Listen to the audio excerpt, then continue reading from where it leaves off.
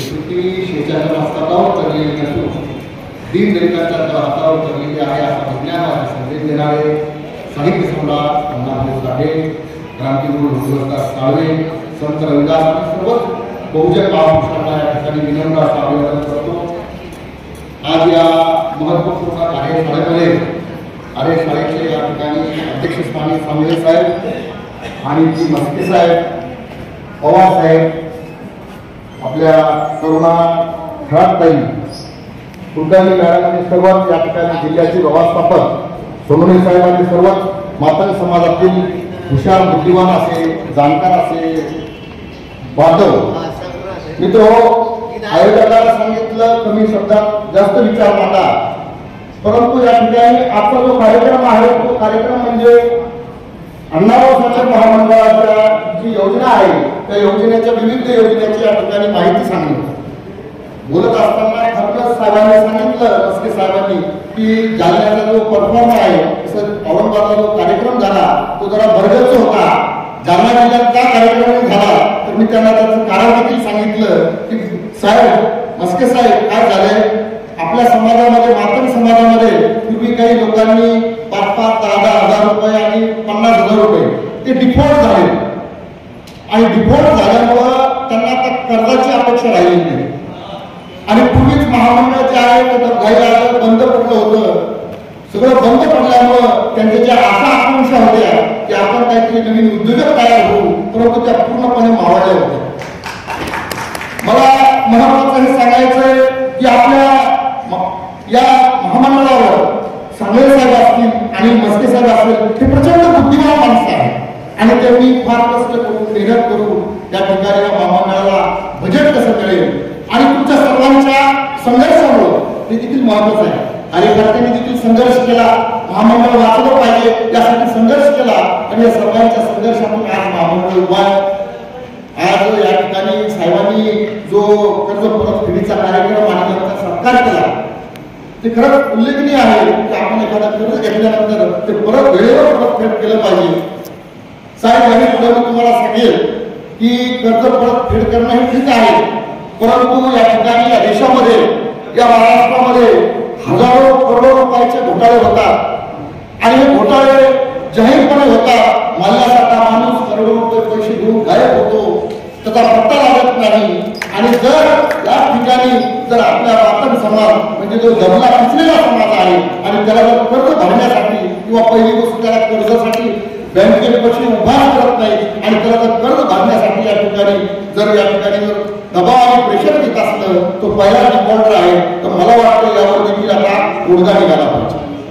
मस्के साहेब, मी तुम्हाला विनंती करेल, जे या पूर्वी जे डिफॉल्ट झालेले आहे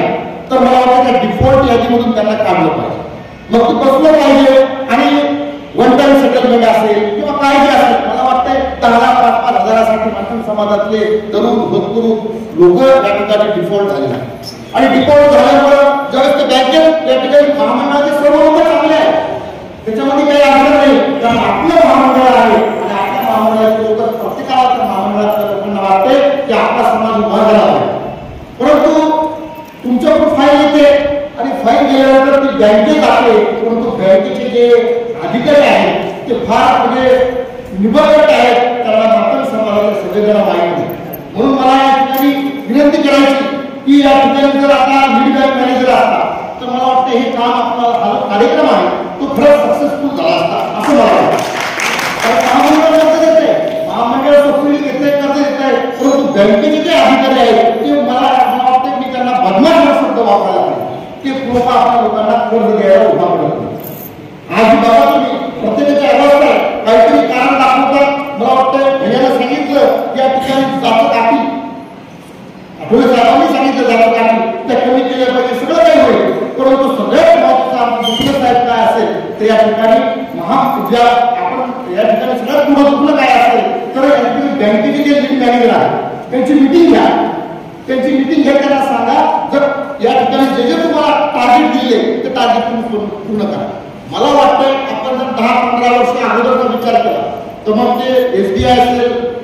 ग्रामीण बँक असेल, त्या कोणत्याच बँका या ठिकाणी टार्गेट पूर्ण करायला तयार नाही, तर मला वाटतं त्यांचं या ठिकाणी जाहीर असा विशेष करतो, कारण त्यांनी त्यांनी या ठिकाणी कोणतंही टार्गेट या ठिकाणी पूर्ण केलं नाही. साहेब त्याच्यावर कारवाई झाली पाहिजे. मागच्या काळात ते कलेक्टर साहेब होते, DM साहेब होते, त्यांनी सांगितलं होतं FIR दाखल करा. म्हणजे जे लोक ज्या महामंडळात मागासवर्गीय महामंडळ असतात, ते महात्मा फुले असेल, अण्णाभाऊ साठे असेल, या महामंडळामध्ये लोक कर्ज घेऊन काहीतरी उद्योजक बनण्याचा प्रयत्न करतात. परंतु या ठिकाणी इथली जी व्यवस्था आहे त्यांना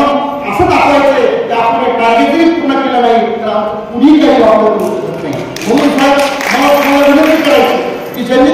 10 वर्षापूर्वी किंवा या 5 वर्षात टार्गेट पूर्ण नसेल केले तर त्यांना शोकॉस नोटीस किंवा त्या त्यांना निलंबित देखील केलं पाहिजे. अशा पद्धतीची कारवाई झाली तर खऱ्या अर्थाने मला वाटतं आपलं जे टार्गेट आहे बँकेचं ते व्यवस्थित या ठिकाणी लोकांना त्याचा फायदा होतो. दुसरं एक महत्त्वाचं तुम्हाला सांगायचं आहे की या ठिकाणी साहेबांनी